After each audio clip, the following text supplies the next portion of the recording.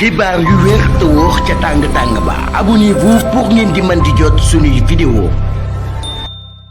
dal leen ak jàmm seen bi di Buzz 221 HD kii di Zahra Iyane Thiam di ak personnalité politique bu kenn dootu présenté ci réew mi di Sénégal di ancien ministre microfinance ci régime président Macky Sall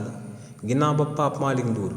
yëkkati ay kàddu daal di xamal Sénégalais yi que ne dañoo war a daal di renverser pouvoir en place daal di fi teg ak gouvernement de transition daal di jël président Macky Sall daal di koy jiital si li ni mel te kàddu yooyu daal di sabab kii di Ayib Daffé ak kii di Amadou Ba daal di wax que ne loolee akub coup d'état la kii di Pape Malick Ndour di oote ci réewu Sénégal kii di Zahra Iyane Thiam daal di nay génn daal di défendre bu baax a baax ancien collègue am bu bokkaloon parti bii di APR si li ni mel kii di Zahra Iyane Thiam ne en réalité réewu Sénégal tiituñu akub coup d'état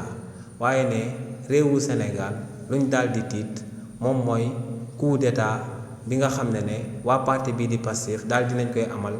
jëmale ko ci askanu réewu Sénégal ndax ne ñooñee dañoo digoon askanu réewu Sénégal ay dig yoo xam ne am na fu mu tàmbalee woon waaye amul fu mu jeexee woon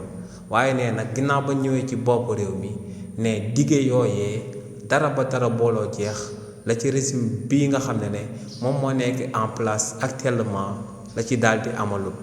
ne kon li ni mel mun nañ koo daal di tekkee que ne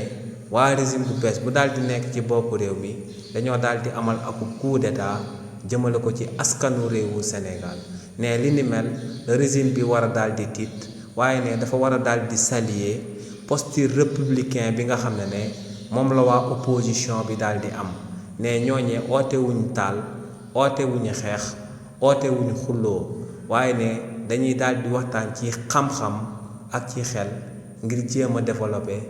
réewu Sénégal daal di apporter seen pièce à l'édifice bañ a daal di mel ni opposition bi nga xam ne moom la fi waa parti bii di Pastef nekkoon ginnaaw ba fi féete woon ci kujje gi ginnaaw ba président Macky Sall nekkee woon ci bopp réew mi. xibaar yu wér te wóor ca tàng ba abonnez-vous pour ngeen di mën di jot suñuy vidéo.